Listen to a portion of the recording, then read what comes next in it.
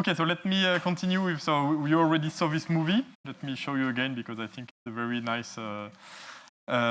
It's a very nice experiment, and this will be the topic of the second lecture about signaling mediated movement. The first lecture was more on density, let's say, putatively density dependent or contact dependent collective movement. This is more on signal. There is something in the environment. Here, in this case, it's very well controlled. It's oxygen, which creates this very nice motion. So after going into the math and explaining in more detail the experiment and the modeling and the analysis, let me show you one movie which, how to say, is very disappointing because the colleague we were contacted by are biophysicists. They are very good in theory, in modeling. So there is an agent-based simulation where you see the cells. You see the color is the oxygen concentration. So you see it's real value. So it goes to 5% because cells are really consuming and oxygen around the oxygen is moving very fast. So it's already at the level of the colony, it's already far below 20%. And you see that it will drop inside the colony to a very, very small concentration level. Okay, this is a simulation. They are able to do essentially the same. They are able to acquire level concentration in experiments, and you will see essentially the same picture. So, they have understood everything, and they have put hypotheses, and they have validated. So, what is left for math? Question is, you understand very well. You see the ring, you see the cells which are stuck in the middle, you see the group of cells around. Well, but okay, we were discussing, and they had a very strong demand. So first, this is 2 days of computations. Okay, there might be optimization to do better. They were like they were taking a black box simulation tool to make that, so it might be optimized. But more than that, they had hypotheses, but they didn't know the relative importance of each of them. So what is important for that to make this movement, this collective movement? First, the most obvious thing to me, even if you look at the initial data experiment, is that you need growth of the population. If you want the ring to expand in 1D, if you look at just the radial expansion in 1D or even more in 2D, you need more cells because supposedly at the end of the experiment, you will have more cells than in the beginning because your population is essentially expanding.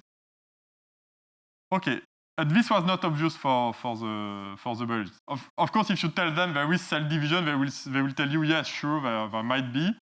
But this is really not the focus of their experiment because they want to have cells in very low oxygen level. So for them, growth of cells is not the focus.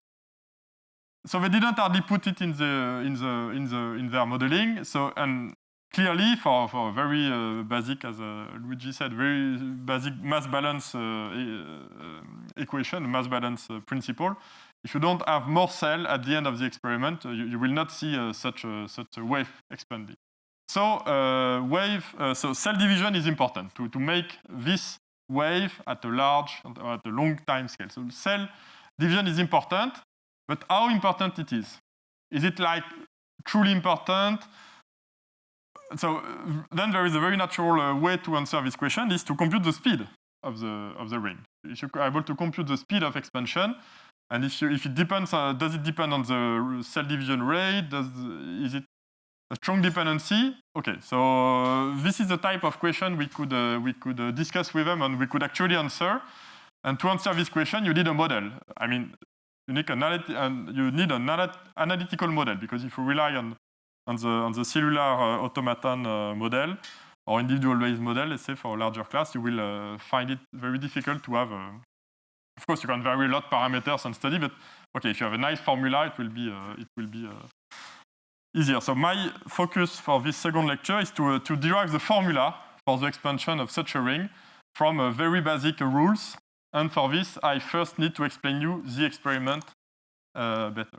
So what is the experiment? What does it look like? So you have a ring of, as I say, you have maybe I should put two colors.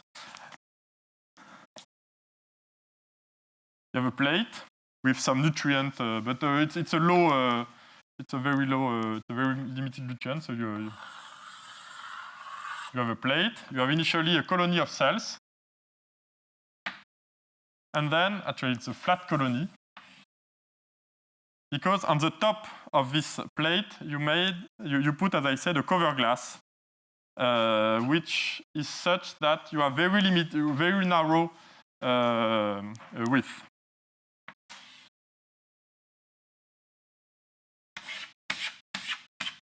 You have a cover glass, which is not permeable to oxygen. So oxygen will only come from the lateral side by diffusion. Oxygen is diffusing very fast, but cells are consuming oxygen very fast as well. So soon you will see the level of oxygen that is going down at the center of the colony, exactly as in the individual base simulation. And then you will see the cell which start to move. So this is called taxis. And Luigi mentioned chemotaxis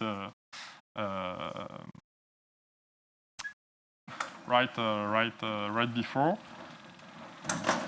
So this will be, maybe I should write the second.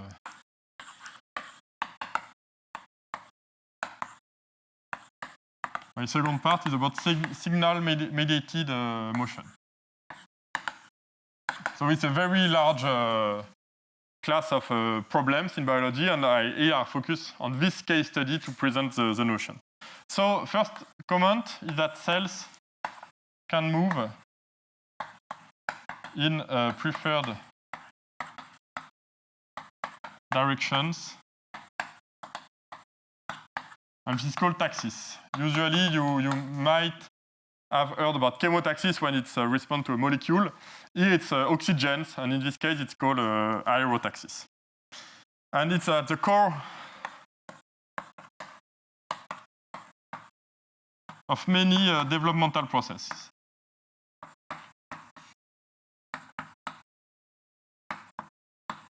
And as I told you, Dicty, this cell, this amoeba, is a superstar of mass biology. It has been studied a lot for his ability to perform chemotaxis, to aggregate. And this case is not chemotaxis per se, it's aerotaxis, how they consume or react to a lack of oxygen. And so this is my second case study after rippling, is aerotactic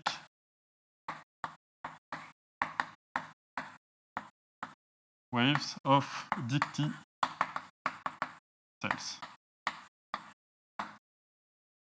And this is a joint work with a PhD student, Mette Demir-Sigil, in Lyon, and a biophysicist,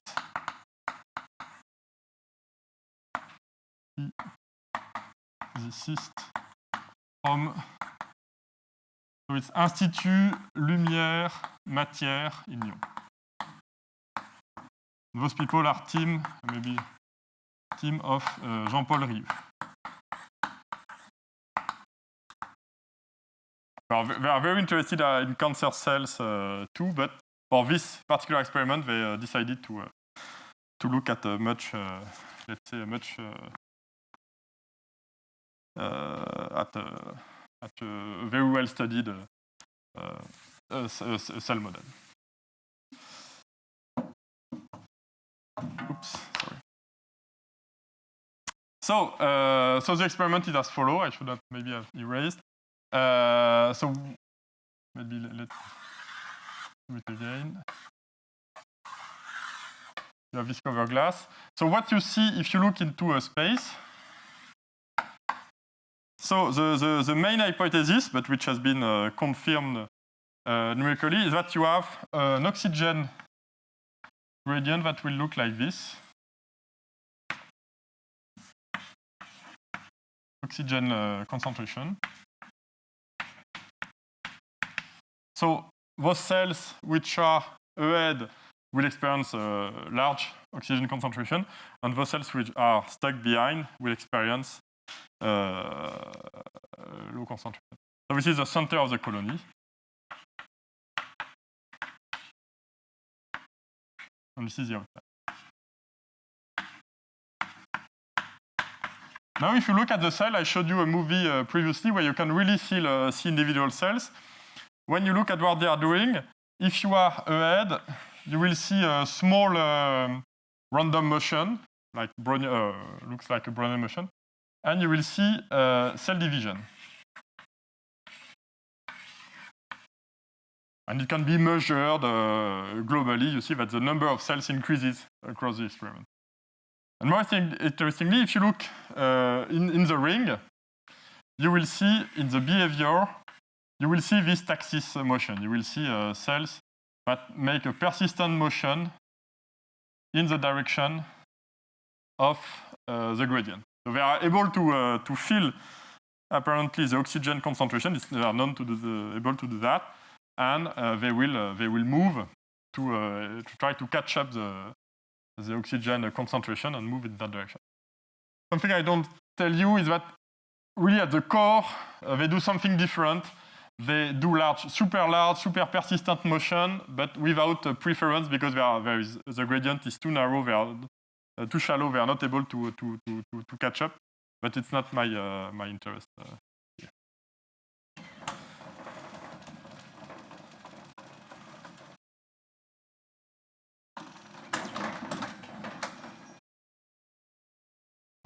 Okay, so then you may write the same type of model as here with my F and J favorite densities.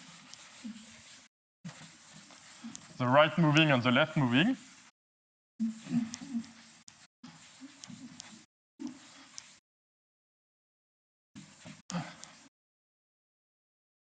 And what if you do basic if you use basic rules?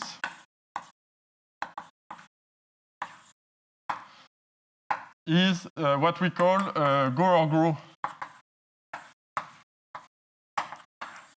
hypothesis, which is a term which was actually coined for tumor growth by Atziki, Roux, Chauvière, I think Andreas Deutsch was also involved,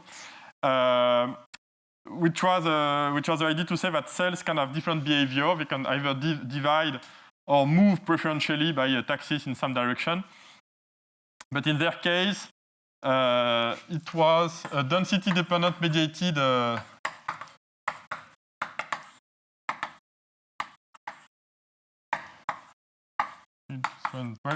it was a density-dependent mediated switch of behavior, whereas in our case, it's a signaling switch. So there, in some sense, their model is similar to the one I presented in the first lecture, but this one is a little bit different, and it's very basic rules to say that at high level, high oxygen, you have a cell division plus a bit of a random motion, and at low oxygen, you have taxis. So aerotaxis, which is, as I said, the preferred motion in the direction of oxygen.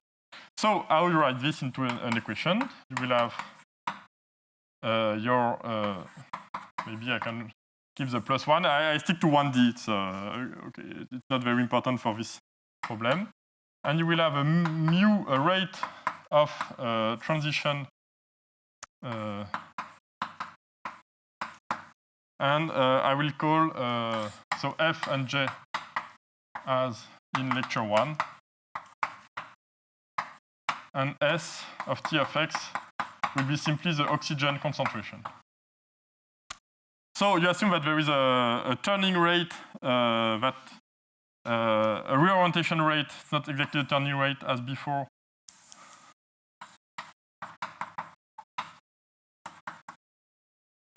So we assume that there is a turning rate which is 1, and when a cell is turning, it will either keep going in the same direction or change depending on probability, which will not be the same for the two directions. So let me write, and maybe I will be more precise when I will have written f plus j.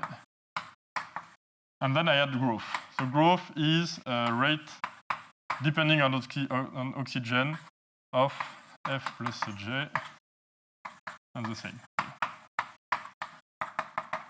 So here I'm saying that the cells, when there is a new cell, depending on the local density, it will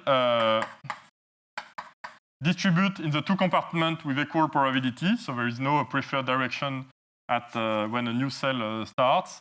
And when a cell is already moving, it can change direction, and then the redistribution is done according to some rates, mu plus and mu minus. Yeah. And then I will simplify a lot because written like that, it's there are too much information. We should simplify. And the idea is to say that you have two distinct behaviors.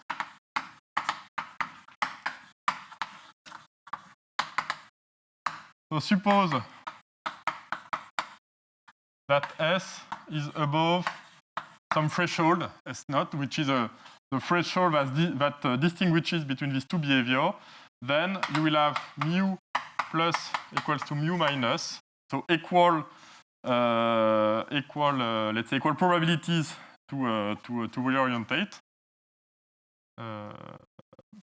and you will have R, which is R0, a constant. So there is a constant rate of division above some threshold, and no preferential direction. The orientation is completely equally at random. Now suppose you are below the threshold, and suppose as well that you assume that S is increasing, exactly as in my picture above, that you are in an increasing gradient. Then you will say that R is 0, so there is no division anymore, and mu plus is 1 plus some number, and mu minus is 1 minus some number. And this number is called the bias, because it is the one that tells you that when there is a reorientation, it will be more likely that the cell is moving to the right after a reorientation, and it is less likely that the cell is moving to the left. Okay, so you can plug this into that. You have essentially two constant coefficient equation to solve. You see that this is it's only a constant coefficient for that and for that, and the only coupling through goes this condition of being either a large or a low level concentration.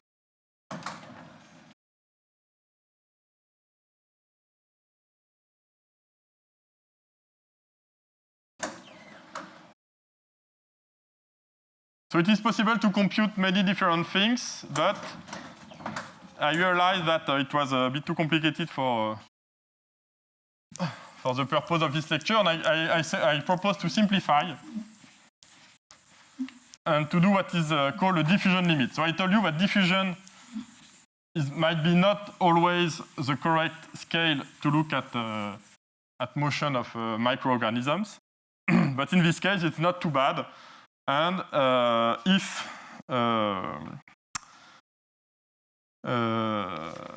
you want to simplify this, you can assume that you look at a large scale asymptotic, so that these two equations will essentially reduce to only one. But before doing that, let me comment on one thing that I didn't explain. So the model is not complete yet because the dynamics of oxygen are lacking. Okay, I tell you by waving hands what is going on. Cells will move and consume oxygen. Oxygen is diffusing. So we should write an equation for oxygen, which makes it a system of free coupled PD. But there is one very striking observation. With this particular choice of the rates, is that the dynamics, let's say, of reaction or diffusion, consumption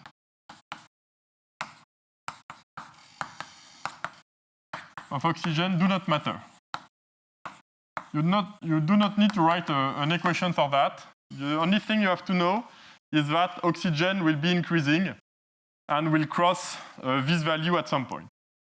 I mean, of course, if you want to solve the Cauchy problem, you need to say something. But if you want to compute the wave, for example, the wave speed does not depend at all of the details of this oxygen dynamics, so which makes the problem, of course, much easier than expected.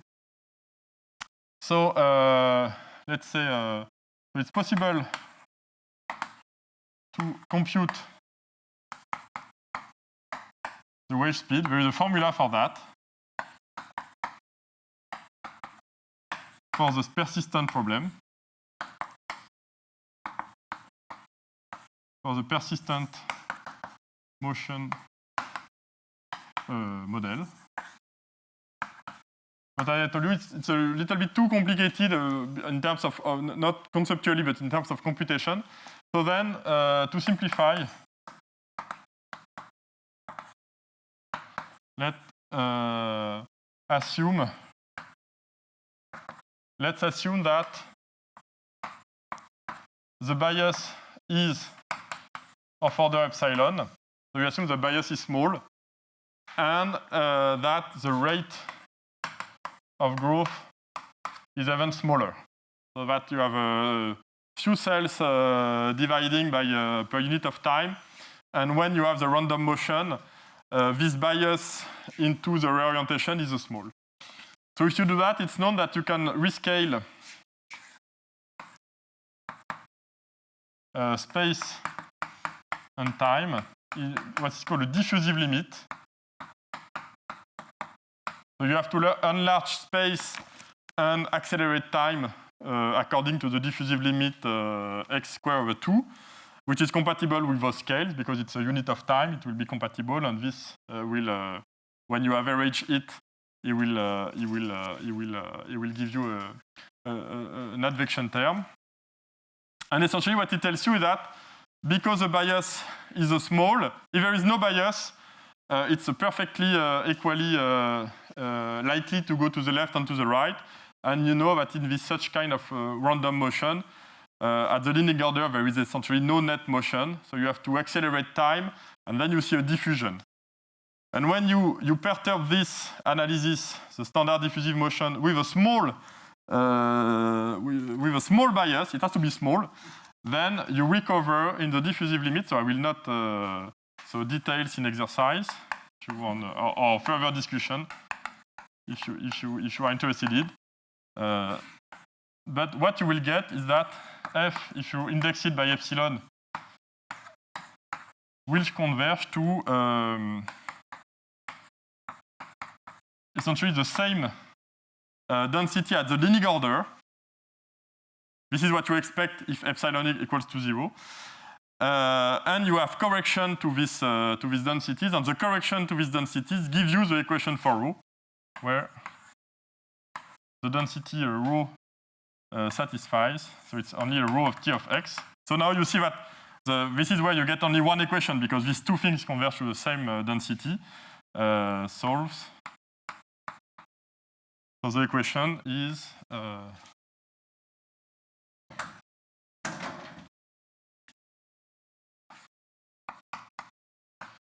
you have a diffusion that comes, a diffusion coefficient that comes from the units of the random underlying random switching process, plus because of the bias, you will get an advection speed here. So you have a diffusion, which is a new term in this lecture, but not new to many of you. Then you have a new term, and by abuse of notation, I use the same letter, but this is my previous chi divided by epsilon. It's just the bias at this in this scale, at this scale, in this unit of time and space, and this is now comes with the indicator function that you are in the at the low oxygen level, okay? Because this is exactly where my bias appears. I can of course combine these two by putting an indicator function on this one and an indicator function on this one, okay? And then there is a growth, which is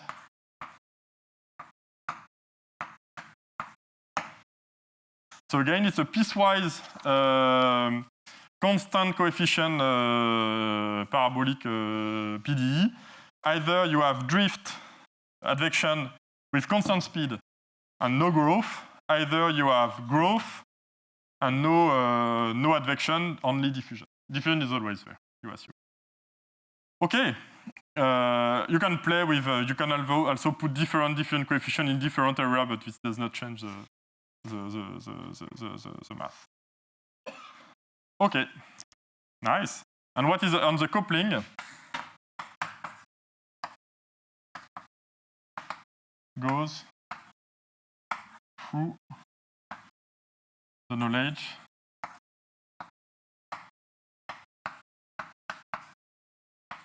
of a scalar, which is this position where you make the transition between the two behaviors. So this is the transition between go and go. So either you go, you move in some preferred direction, either you go. Okay. Are there any questions at this point? So if there is no question, I propose to compute with you the wave speed of this equation. So there are experts in the room of reaction diffusion equation. This is part of the game, because if you forget about the drift, you see that you have diffusion and a growth term, which is usually called a reaction term in this type of problem. So you know that diffusion and growth can make a wave expansion, which is which dates back to Fisher's equation and Kolmogorov, Petrovsky, and Piskunov celebrated work in the 30s. Now the new player is this chemotactic or aerotactic-like term that tells you that in some area it is moving strongly in some direction, in the direction of oxygen.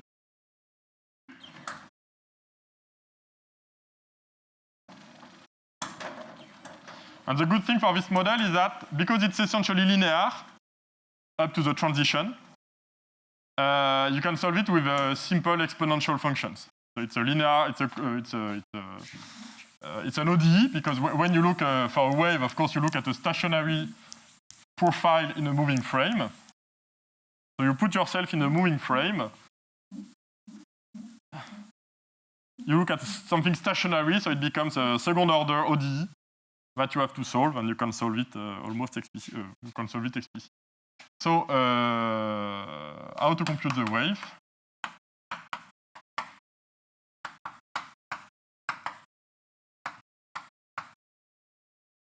So there might be several of them. So you are looking for rho of T of x, and I will again abuse notation. I will use the same letter for the density in the moving frame, max minus Ct, which is a stationary in the moving frame. And of course, C is an unknown.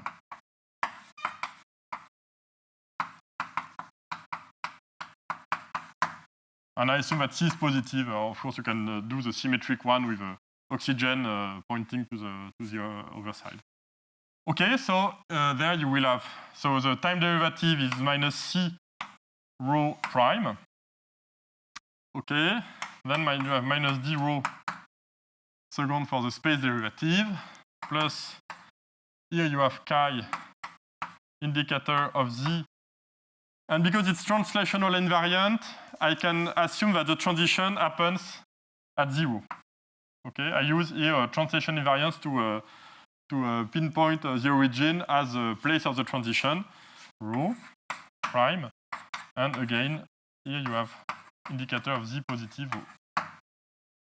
Okay, and the underlying assumption is that, maybe I should write it there, the key thing is to assume that the environment, the oxygen gradient, is moving at the same speed. Of course, if you want to wave, everything has to move at the same speed.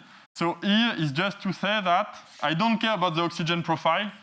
I just want that x dot of t is equals to c, that my interface is moving at the same speed. And I don't care about the oxygen profile. Of course, it must be compatible. It must be consumed and it must diffuse. Okay, but everything in the analysis reduced to this, let's say, sort of coupling. But as you see, there is no coupling anymore because now this equation, there is this parameter which has to be computed. But apart from it, it's an equation. There is no coupling anymore.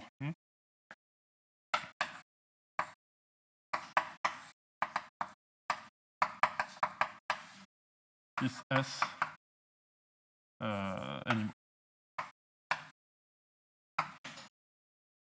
Okay, so what is it? So if you look at this, so the easiest part, of course, is to look at the left side first, because in the left side, so you of course you have to make some computation. But before looking, I have to do some mass balance. As I told you, and this is an interesting point.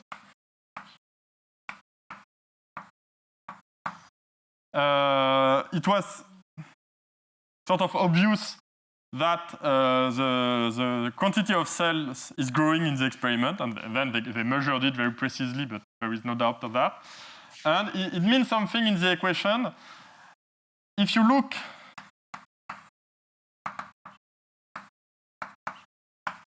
for bonded solution, and I'm a bit wavy at this point, but it can be made rigorous. You are looking for bonded solution. You don't want the cell density to grow. This would be inconsistent with the modeling and with actually for the solution we are looking at. So if you then mean that when you integrate this equation, what will happen is that you will have something with no essentially no contribution of the diffusion on the left-hand side, and only the flux will remain. So what it means is that if you integrate this equation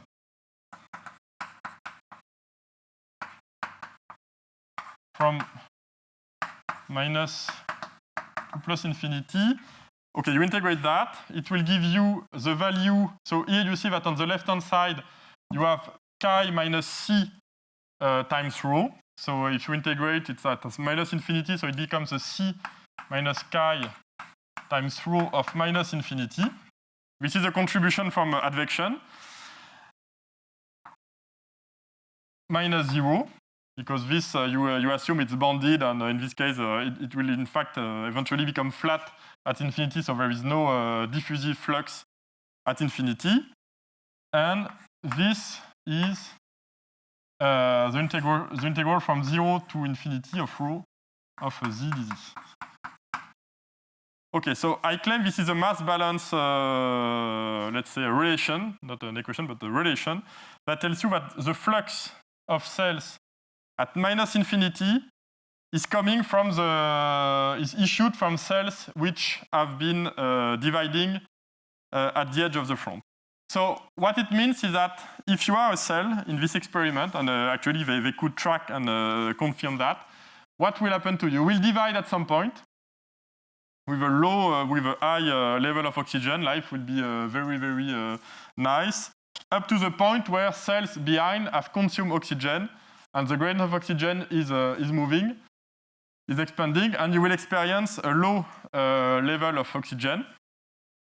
And the big issue for those cells is that it will come clear from the math and also it's from the intuition. The speed c is larger than the advection speed. So what happens is that overall the ring is expanding faster than what cells are able to move. And so after some time the cells will be left behind. And you will have a negative flux of cells that will be flushed to the left in this infinite large domain in the wave. So this is the contribution of the growth of cells. Growth of cell population. And this is what I would call a cell flushing.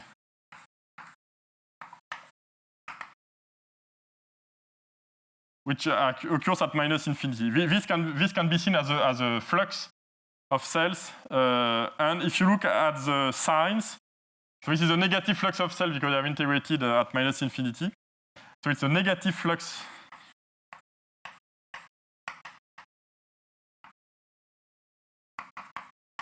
at minus infinity.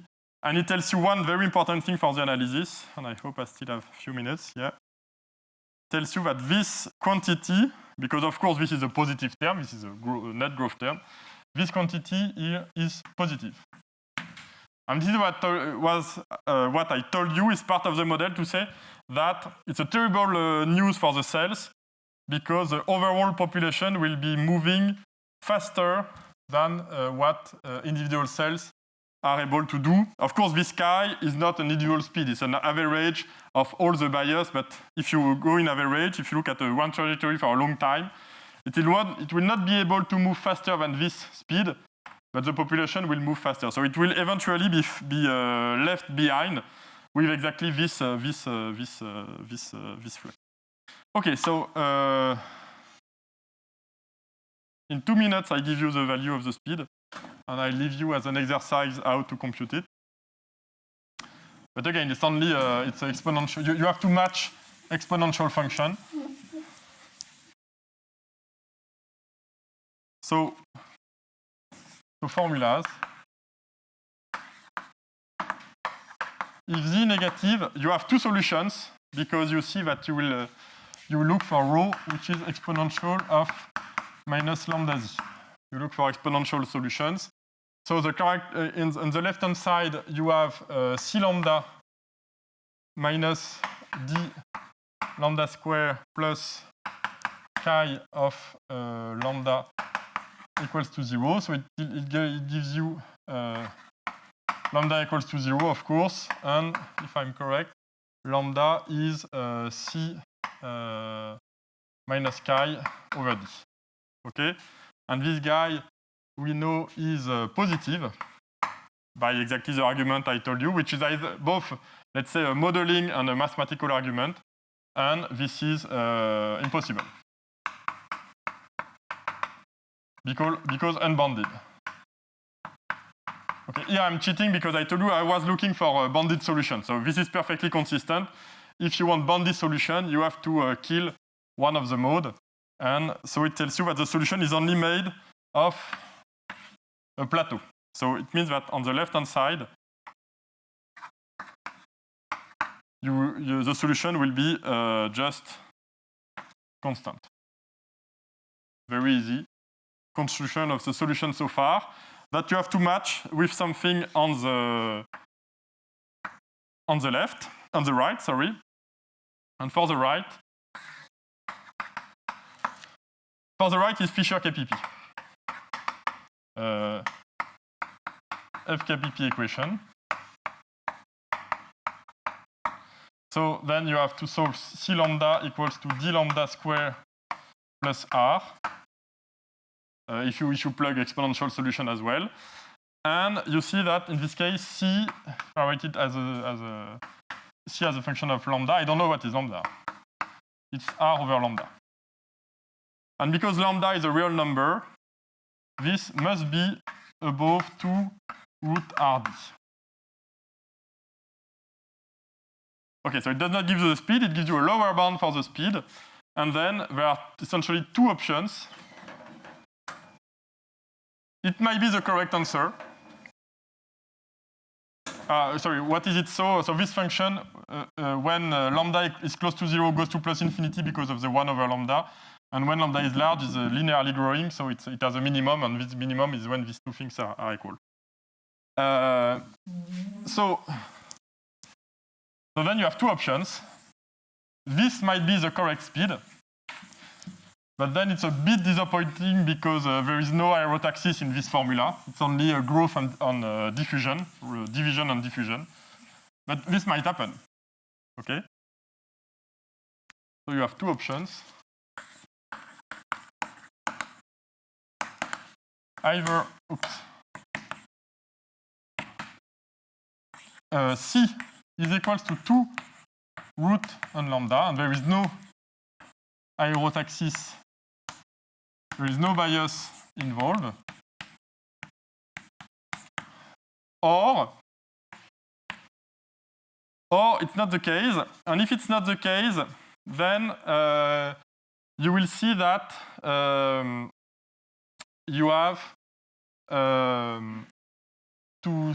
then rho will be a constant. So it will be this exponential minus lambda z. The point, just to make it short, this case corresponds to the case where lambda is a double root of this polynomial. So when lambda is a double root, you have to take into account the linear part in front of it. So the computation I'm going to write are not consistent. But if you are not the double root, so it means that you have something which is, let's say, I should have written C larger than RD. Then in this case, you are in this shape without the linear part here. And in this case, when you want to match this plateau, which by it's a linear equation, so I can always assume that it's 1 here. When I want to match the plateau to this solution, I will use the mass balance relation, which, if you remember well, tells me that you have C minus chi, which times 1, which is my value at minus infinity.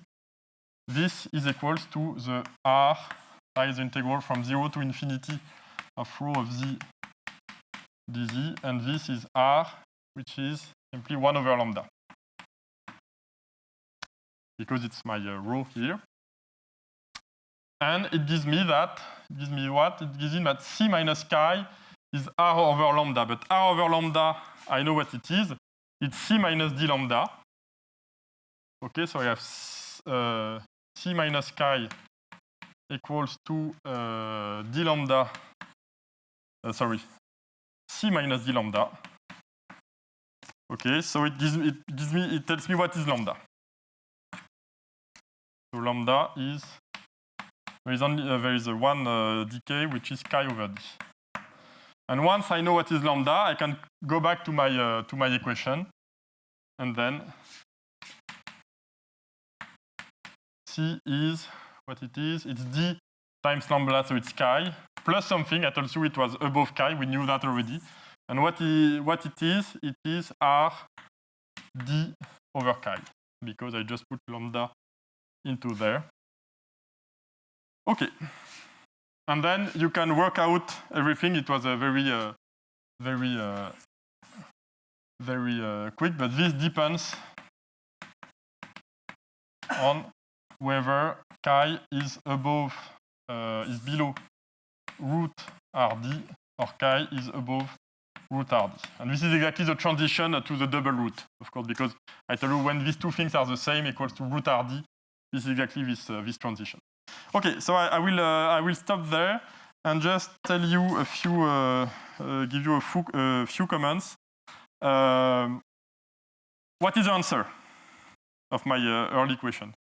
The answer is that now you have the formula, so you know that the speed is either only due to a growth and diffusion, which is not a surprise because it's known to trigger waves, to trigger wave propagation, or But this is when the bias is small. If k is small, depending on half the total speed, in this case, then it will not influence the expansion speed.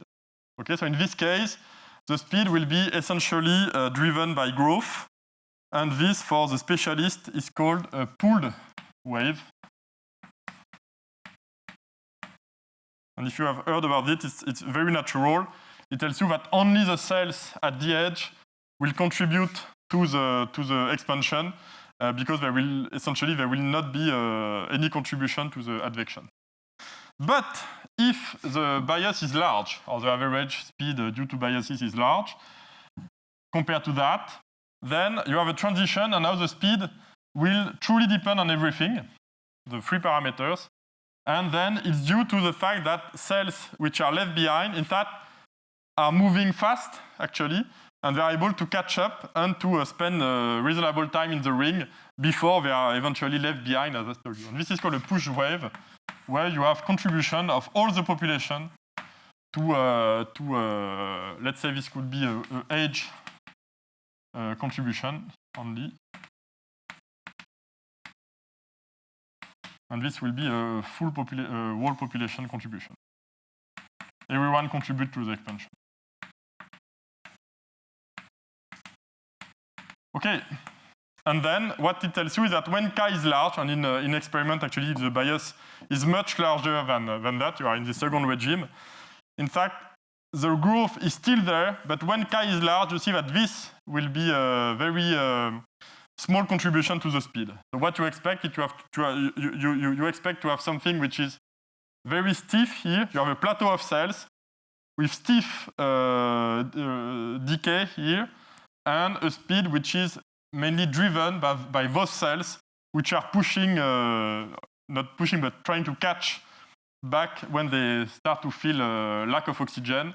And this contributes to the wave exactly like this.